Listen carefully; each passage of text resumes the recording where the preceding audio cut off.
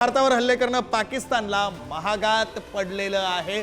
प्रत्युत्तरादाखल भारताने केलेल्या हल्ल्यामध्ये मोठं नुकसान आता पाकिस्तानला सहन करावं लागतंय। भारतीय सैन्याच्या हल्ल्यामध्ये पाकिस्तानचं मोठं नुकसान झालंय। पाकिस्तानच्या हल्ल्यांना भारताकडून जोरदार प्रत्युत्तर देण्यात आलंय।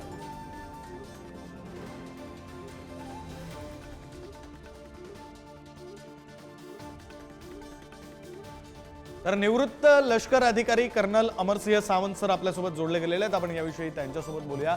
सावंत सर, खरं तर असं म्हटलं जातं, जैसा बोगे वैसा पाओगे, जसं पेराल तसं उगवेल। पाकिस्तानकडून आतापर्यंत सातत्याने हे सगळे प्रयत्न करण्यात आले। भारताने एक प्रत्युत्तर दिलं आणि आता पाकिस्तानची अवस्था नेमकी काय झालेली आहे? जे पेरलं तेच पाकिस्तानमध्ये उगवतंय असं म्हणायचं?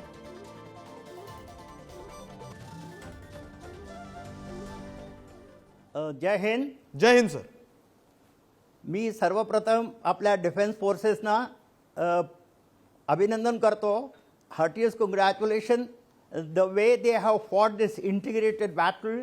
अतिशय कौतुक करण्यासारखं आहे आणि मी सर्व सशस्त्र सेना दल, त्याच्या अलावा BSF, CRPF, integral raw, IB, local state police सर्वांना मी याचं श्रेय देतो। हार्टिएस्ट कॉंग्रॅच्युलेशन्स आणि खूप वेल डन। कालच्या आपण ह्याच्यात बघितलं की ॲडव्हान्स टेक्नॉलॉजीचा वापर कसा केला जातो आणि कन्व्हेन्शनल वॉर सिस्टम कशी न्यूट्रलाइज केली जाते हे आपण बघितलेलं आहे।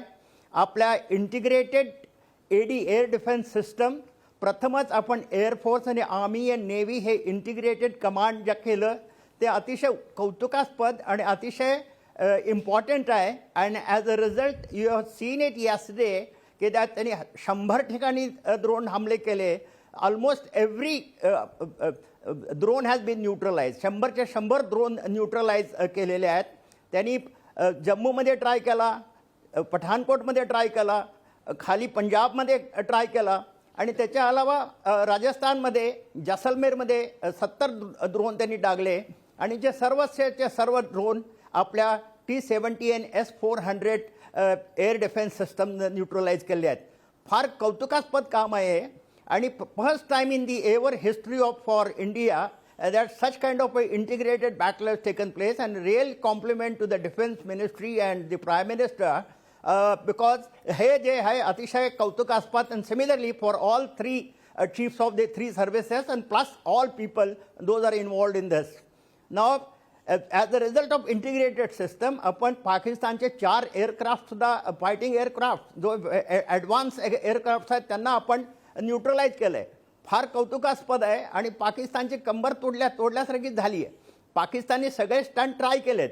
त्यांनी नॉर्थमध्ये ट्राय केला, साऊथमध्ये ट्राय केला, वेस्टमध्ये ट्राय केला। कुठं यांची एअर डिफेन्स सिस्टम कुठं वीक आहे का, आणि जर वीक असते तर त्यांनी तिथून केलं असतं। पण आपलं ही इंटिग्रेटेड कमांडमुळं आणि कोऑर्डिनेशन असल्यामुळं अतिशय चांगली कारवाई झालेली आहे। मला वाटतं Pakistan enough is enough.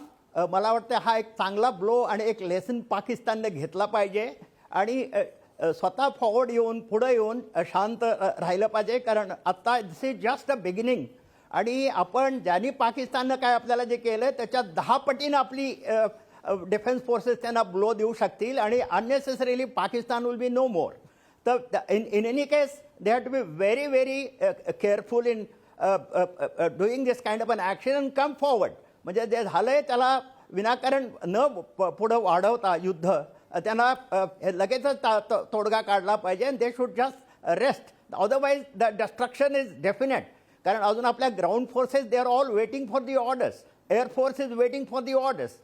And as I told you, a comparatively statement of the strength of the Pakistani army vis-a-vis we are 3-4 times more. And the sustainability Pakistanची जी आहे ती that is not more than 4 to 5 days. त्याच्याला जे depth आहे पाकिस्तानचं किंवा they target they do not have that kind of attack. कारण मागे बलुचिस्तान आहे, त्याच्या अलावा फ्रंटला आपण आहोत, हे त्यांना माहिती असताना सुद्धा they are unnecessarily trying to get involved in a bigger fight which will be a big loss to Pakistan. तर त्यामुळे आपल्या माध्यमातून मी आपल्याला we can always request them please control yourself, do not go in for an outright war like what you are doing, otherwise you will be the biggest sufferer.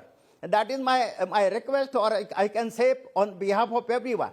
But otherwise our system or our simplicity should not be taken for a weakness. We are all prepared.